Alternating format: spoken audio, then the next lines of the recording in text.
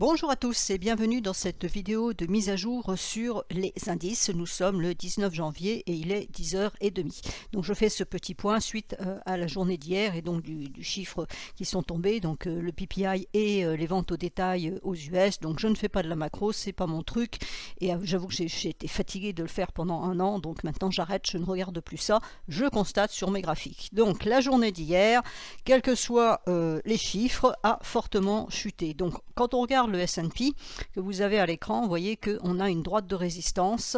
Alors, je l'ajuste parce que c'était en log, voilà, on est en normal. Donc on a une droite de résistance qui tient. Alors non seulement on a cette droite de résistance pour ceux qui ne mettent pas Ichimoku sur leur écran, mais en plus on voyait bien qu'avec Ichimoku il y avait un problème ici, je l'avais signalé. On a un nuage daily en support et un nuage hebdomadaire en résistance. Donc évidemment c'était un peu compliqué pour traverser tout ça, sauf news vraiment neuve déjà pour commencer et importante. C'est le problème qu'on a actuellement absolument partout, c'est qu'à force d'avoir baissé, c'est bien gentil, mais pour remonter maintenant c'est compliqué parce qu'on a beaucoup de résistance et puis on sait que de toute façon traditionnellement dans les marchés on descend toujours plus vite qu'on ne monte, donc ça risque d'être plus laborieux. Donc pour le moment on est sur un niveau embêtant, clé, enfin bon, on peut mettre tous les mots qu'on veut. Toujours est-il que c'est vraiment l'incertitude complète. Alors quand je dis ça, j'ai vraiment l'impression de me retrouver au mois de janvier 2022, mais hélas, c'est la réalité. Alors qu'est-ce qui s'est passé sur le S&P? Donc on a cassé ici, on a cassé la Kijun hebdomadaire, la Kijun mensuelle ici, on est revenu sous, on a tout invalidé, on est revenu en dessous. Par contre, le twist a tenu ici, donc ça c'était plutôt positif comme nouvelle, ce qui a bien renvoyé le marché à la hausse, donc ça c'est nickel chrome. Point de vue analyse technique, c'est parfait, il n'y a absolument rien à dire, mais voilà, on a une Kijun mensuelle qui est ici à 4026, on a une autre qui est au milieu du nuage hebdomadaire, c'est pour ça que je vous dis que la hausse, elle peut être compliquée, sauf news vraiment très bonne, parce qu'il va falloir casser à la fois ce nuage qui est relativement épais, plus cette Kijun mensuelle qui est au milieu, et bien avant, la trendline évidemment. Donc pour le moment on est vraiment dans une zone très neutre parce qu'on est sous la trendline, sous la Kijun journalière, ça veut dire que techniquement parlant en court terme, c'est en journalier, on a donné un signal vendeur hier puisqu'on a cassé cette Kijun, ici on a un signal haussier, ici on a un signal vendeur et on est dans le nuage, c'est-à-dire neutralité, c'est-à-dire équilibre. Quand on regarde la lagging span de l'autre côté, on a en support la Kijun hebdomadaire et la Kijun journalière. Donc on a du support, c'est intéressant, c'est un double support court terme et moyen terme. Donc normalement ça devrait tenir, donc il est à 3914. A priori, là c'est ce que les futurs, je suis sur futurs, sont en train d'aller chercher et c'est ce qu'il va falloir surveiller aujourd'hui. Donc aujourd'hui on a des chiffres de l'immobilier qui vont tomber, plus le Philly Fed. Et il y a aussi Brenhardt donc de la Fed qui va parler sur le coup des 19h15, donc ça va sans doute encore impacter les marchés, donc jusqu'à ce soir le suspense va rester entier grosso modo. Si on enfonce ce niveau là, là on va dire que ça part mal, on aura un support ici qui sera à 3842 et puis un autre à 3807, mais on va dire que globalement ça part vraiment mal. Ça serait mieux que ça tienne pour envisager qu'on reste dans cette idée haussière, puisque ce que j'avais expliqué dans ma précédente vidéo, donc je vous invite éventuellement à la revoir, c'est que quand on se met en moyen terme, on ne sait pas pour l'instant, et ça se confirme donc avec ce qui s'est passé hier, si cette correction de ce mouvement haussier-là, elle est terminée ou pas. Est-ce que ici on a un point bas ou est-ce qu'on n'a pas un point bas? Donc dans l'immédiat, oui, évidemment, quand on regarde l'écran, oui, on a un point bas, il n'y a pas de doute là-dessus. Maintenant, est-ce que c'est un point bas définitif, c'est-à-dire qu'on va repartir à la hausse, casser les derniers points hauts et relancer une période haussière de long terme pour le coup, ou alors est-ce qu'on est toujours en train de travailler un mouvement latéral avant de recasser ces derniers points bas et notamment le niveau des 3487 ici pour repartir à la baisse. Là c'est l'incertitude, donc je suis sur un graphique hebdomadaire, donc vous voyez que je ne peux pas dire le S&P, alors c'est valable pour tous les autres, les deux autres américains, je ne peux pas dire le S&P va monter ou va baisser, on est vraiment coincé sous ce nuage au-dessus de la Kijun hebdomadaire, donc on est vraiment, on a donné un signal haussier de moyen terme, mais on a un nuage qui nous empêche de passer. Voilà, c'est la situation elle est là. Donc si on arrive à passer ce foutu nuage, ça veut dire qu'on va reprendre la tendance haussière au moins pour aller chercher les derniers points hauts à 4800. Par contre, si ce nuage fait obstacle, alors là on a du passage un peu plus faible. Alors est-ce qu'il peut tirer jusque vers la mi-mars et puis seulement passer ici, c'est-à-dire latéraliser au-dessus de cette Kijun, c'est-à-dire ne pas donner de signal vendeur, mais rester en dessous du nuage, donc ne pas donner d'impulsion impulsion haussière de moyen terme? C'est la question qu'on peut se poser. Et par contre, on voit bien que si on recasse ce niveau-là, regardez ce qui s'est passé ici, regardez ce qui s'est passé ici, est-ce qu'on est en train de refaire la même chose? Auquel cas, est-ce que cette semaine, voire la semaine prochaine, parce qu'à chaque fois vous avez eu 3 bougies, est-ce que la semaine prochaine, on ne recasserait pas ce support pour revenir chercher le dernier point bas? Et sur ce dernier point bas, on regardera ce qui se passe. Peut-être on va revenir faire un double point bas, et à ce moment-là, ça sera vraiment le signal que cette correction est terminée, et là, on pourra repartir à la hausse. Donc, vous voyez que il est absolument impossible aujourd'hui, au 19 janvier, de dire le marché va monter ou le marché va baisser. C'est la neutralité complète, et la journée d'hier le montre parfaitement que voilà, on est entre deux eaux, quoi. On est dans une zone qu'on travaille, un peu comme ici. Vous voyez que ça a été laborieux et ça n'a rien donné à l'arrivée. Et ben, le risque, il est là. Les marchés sont risqués, là on voit bien le risque. Donc si je passe sur le Dow Jones, alors le Dow Jones est un peu moins négatif, en sens où s'il arrive à passer, à ressortir de ce nuage journalier, il va être dégagé, contrairement au S&P qu'on vient de voir ici, parce que lui, il est au-dessus de son nuage hebdomadaire. Le nuage hebdomadaire, c'est ça. Alors, il est en train de travailler, là, au moment où je vous parle, les 33 242 qui correspondent, il pile dessus, qui correspondent à la SSB du nuage hebdomadaire. Donc, cette SSB, c'est ça, voilà.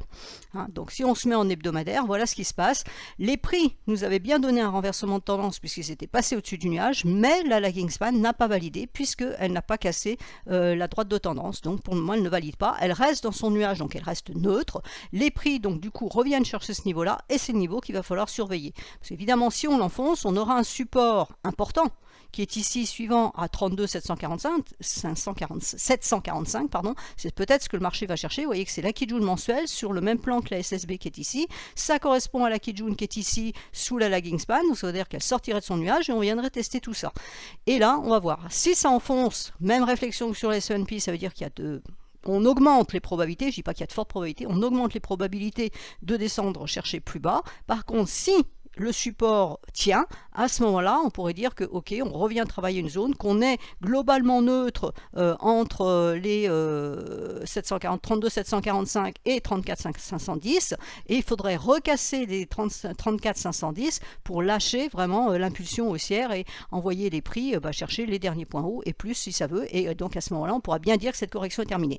Graphiquement parlant, quand on regarde comme ça, on a envie de dire que cette correction est terminée. Pourquoi? Parce qu'on a cassé la droite de tendance ici. Donc normalement, une droite de tendance baissière, quand on la casse à la hausse, ça veut dire qu'on reprend la hausse. Mais la lagging span ne valide pas. Et en Ishimoku, c'est ce qui est important, c'est cette droite qui est importante parce que justement, elle va nous dire si ce mouvement-là est bon ou pas. Et pour le moment, il nous dit il n'est pas bon. Oui, il y a une tentative de quelque chose, mais il n'y a pas assez de puissance, il n'y a pas assez d'intérêt acheteur pour le moment pour faire monter les prix, pour permettre au prix de monter plus haut. Donc quand la lagging span nous passera cette droite de tendance, à ce moment-là, on aura la double cassure de cette droite de tendance par les prix et la lagging span. Donc on aura vraiment une idée positive.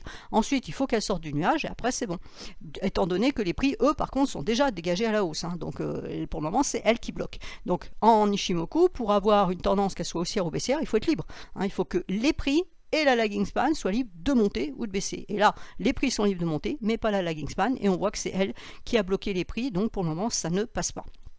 Donc là, on surveille ce niveau-là. Si elle casse sa Kijun, elle va nous valider la baisse. Ici, on a un signal vendeur. Elle va nous donner son signal ici. Et à ce moment-là, le premier objectif serait les 32 936 avec la droite de tendance. Si elle casse la droite de tendance, les prix pour aller chercher donc les 32 742, voire la droite de tendance. Et ensuite, voilà, on a les supports ici. Vous voyez qu'ici, on a une zone de support qui est importante. Quand on regarde en journalier, on a un plat de Kijun mensuel et ici, la Kijun hebdomadaire à 31 934, le bas du nuage journalier qui est ici sur le même plan. Donc on a du support. Donc là pour le moment on va dire que sur le Dow, contrairement au S&P, on voit que la hausse elle est compliquée. Là c'est la baisse qui est compliquée sur le Dow Jones. Donc bon, faut bien choisir son indice et puis son secteur. Mais là clairement on voit bien qu'il y a, je dirais pas une contradiction, mais si quoi, dans un certain sens. Et enfin je finis avec le Nasdaq. Sur les indices américains toujours. Alors le Nasdaq, il attendait quelque chose journalier ici, parce que vous voyez, il a cassé sa Kijun journalière, donc il avait bien donné un signal vendeur qu'il a eu du mal à concrétiser, parce qu'il a eu du mal à sortir du nuage. Il est sorti, et puis là il est monté fortement hier, on est allé chercher le niveau qui est ici de SSB, et puis on a rétrocédé, et on a redonné un signal vendeur, puisqu'on a recassé la Kijun, qui n'est pas validé pour le moment par la lagging span qui est ici. Il faut qu'elle casse ce niveau-là pour valider ce signal. Donc si elle casse, c'est-à-dire on casse les 11 397. À ce moment-là, on pourra aller chercher le niveau ici à 11 317 et c'est ce niveau-là qu'il va falloir surveiller parce qu'effectivement, si on l'enfonce en dessous, on a la Tenkan à 11 256 et que ça pourrait nous donner comme objectif ensuite les 11 108 et voir tous les derniers points bas qui sont ici. Donc, sur le Nasdaq, pour le moment, la situation n'est pas top et puis vous voyez que contrairement aux deux autres, alors le Dow Jones est au-dessus de son nuage hebdomadaire, le S&P il l'a titillé, mais là le Nasdaq il est vraiment très loin et le Nasdaq même à moyen terme il reste baissier puisqu'il reste sous sa Kijun hebdomadaire, hein, il ne l'a pas passé, donc ça veut dire qu'on n'a aucun signal, vous voyez, on n'a absolument aucun signal acheteur moyen terme puisqu'on est largement en dessous de la Kijun, il faut repasser cette Kijun pour avoir un signal haussier de moyen terme. Donc pour le moment on reste baissier sur le Nasdaq, alors oui on fait des points bas plus haut ici, donc effectivement on a une impression haussière, mais grosso modo c'est une grosse latéralisation et tant qu'on ne casse pas la droite de tendance et cette Kijun hebdomadaire, il n'y a pas de hausse et après voilà, on va se retrouver avec le même problème que sur le S&P, on a un nuage épais, on a la Kijun mensuelle qui est au beau milieu à 13627, donc la hausse aussi est compliquée. Donc pour le moment le Nasdaq pour moi il reste baissier, hein, on a bien une pente baissière ici, on ne peut pas dire le contraire, même si pour le moment on est dans une latéralisation, mais vous voyez que là par exemple on est allé chercher la Kijun, on est reparti à la baisse, ici on a cassé la Kijun hebdomadaire, la Kijun mensuelle et on est reparti à la baisse, ici on est revenu chercher la Kijun hebdomadaire et puis là on n'a même pas eu pour le moment, je dis bien aujourd'hui jeudi 19 janvier, on n'a pas réussi à remonter chercher cette Kijun, pour le moment on fait un point haut plus bas, donc voilà le Nasdaq ça c'est pas terrible pour le moment.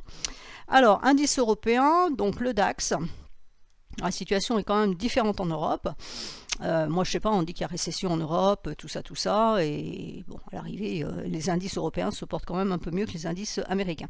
Donc le DAX est haussier du côté de ses prix, puisqu'il est au-dessus de son nuage hebdomadaire, hein, c'est un graphique hebdomadaire, par contre la lagging span est toujours neutre. Il passera vraiment haussier long terme quand il cassera les 15 580, puisqu'il faut casser toutes ces résistances, dans l'idée évidemment d'aller chercher les derniers points hauts à 15 315. Donc pour le moment, ça semblerait s'afficher rouge pour cette semaine. Bon, on est jeudi, il reste 2 jours de cotation. Donc, est-ce qu'il va revenir chercher ce niveau-là, venir tester? C'est une possibilité. Ce qui est intéressant côté lagging span, c'est que le support se situe ici à 14 800, on va dire. Si ça casse, on va avoir un énorme support ici, donc à 14 350. Alors, la lagging span, elle peut rester positive dans certains sens parce que elle peut repasser comme ça. Elle peut, voilà, on peut revenir chercher ce niveau-là et après, elle peut rebondir ici. Donc pour le moment, on peut dire qu'on peut rester relativement optimiste sur le DAX, abstraction de fait du fondamental. Purement technique, on peut rester positif. Donc voilà, on retrouve bien notre lagging span dans le nuage, ça, le lagging span hebdomadaire dans le nuage hebdomadaire. Ici pour le moment, voilà, on a eu une très belle hausse depuis donc, le 4 janvier, ça n'a échappé à personne. Malgré tout, on a eu de fortes bougies au début et là on voit bien que la taille des bougies commence à ralentir, donc on se doutait bien qu'il y avait quelque chose qui collait pas. On peut redescendre, donc chercher notre Tenkan à court terme à 15 000, voire aller chercher ici les 14 900 et puis après si on casse cette Tenkan, on pourrait donc descendre chercher les 14 556 Kijun journalière et si on la casse, on aurait donc un signal vendeur pour aller chercher la SSB du nuage hebdomadaire ici. Mais pour le moment, on va dire que bon, c'est de la correction, on a eu une belle hausse, on est en train de corriger, il n'y a pas péril en la demeure. Le CAC, alors le CAC en hebdomadaire, pour le moment, je dis bien pour le moment, il est en train de nous faire ici ce qu'on appelle une étoile filante, c'est la même structure que cette bougie-là. Il est allé chercher un niveau important.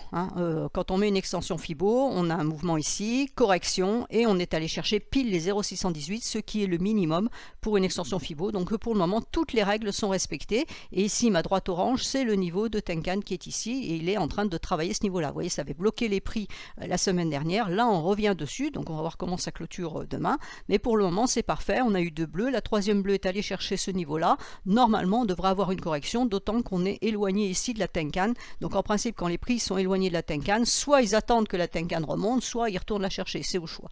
Donc j'ai envie de dire, pour le moment, voilà, on a au jour d'aujourd'hui un indice qui pourrait être baissier, mais baissier de correction, hein, parce que ça reste haussier. Vous voyez qu'en moyen terme, il est très fort puisqu'il est de l'autre côté de son nuage, donc c'est bon, hein, c'est haussier moyen terme. La lagging span est sortie, c'est haussier, ça veut dire qu'il y a zéro résistance au-dessus. Alors on en a une que je matérialise comme ça, mais si vous regardez votre écran, il n'y a rien. Là, l'idée maintenant, c'est d'aller chercher le dernier point haut ici à 7388, et vous voyez que les 100% d'extension correspondent à 7576. Je ne sais pas si ça va y aller, peut-être qu'on va corriger, retraverser tout ça, je n'en sais strictement rien. Mais pour le moment, voilà, si dans l'hypothèse où on casserait ces 0,618, hein, puisque c'est ce qui a fait résistance maintenant, on peut imaginer une latéralisation en attendant que notre Tenkan elle remonte, c'est-à-dire qu'elle prenne en compte la hausse précédente, une latéralisation, on casse ce niveau-là, ça sera déjà un premier signal, on casse les 0,618, à ce moment-là, on peut envisager le dernier point haut et ce qui est au-dessus des 100% d'extension. Donc, quand on regarde en journalier, vous voyez qu'en journalier, on est sur période plus courte, évidemment, donc la Tenkan est déjà en train de remonter, donc est-ce qu'elle va réussir à faire support et empêcher les prix de monter, et on pourrait avoir une espèce d'attentisme ici dans cette zone. On va voir, là pour le moment, il est vraiment sur le niveau de Tenkan hebdomadaire, ça travaille, et on a le niveau des 0,618, donc bon, pour le moment, à court terme, c'est haussier, hein, il n'y a absolument rien à dire, on est dans une tendance haussière, tant que la Tenkan tient au support, la hausse peut perdurer. Ensuite, le SMI. Alors le SMI est fort aussi, le SMI pour le moment il travaille son nuage hebdomadaire. Alors, on va se mettre en semaine, voilà, en semaine ce que ça donne. Alors le SMI il y a un petit souci, c'est-à-dire qu'il est dans son nuage, donc c'est plutôt positif, ça veut dire qu'il a réussi à pénétrer cette zone d'équilibre, il la travaille, mais voilà le problème qu'on a, c'est on a une Kijun mensuelle ici en résistance à 11 500, on a un niveau de Kijun mensuel ici à 11 245 en support pour la lagging span, et la lagging span donc elle est coincée entre sa Kijun mensuelle, donc pour moi elle nous donne bien un signal positif de long terme, mais elle reste en dessous de sa Kijun hebdomadaire à 11 458, donc elle ne donne pas, elle ne valide pas de signal hebdomadaire. Donc le signal hebdomadaire pour les prix a été donné ici, correction ici, on est reparti, donc pour le moment tout va bien, mais pour le moment il nous manque cette validation. Et puis après il faut que les prix arrivent à traverser ce nuage, il faut vraiment qu'ils se dégagent du nuage, donc le premier dégagement on va dire c'est 11 680, si on arrive déjà à passer à ça, ça sera une bonne nouvelle, mais on voit qu'on a encore de la résistance ici à 11 930,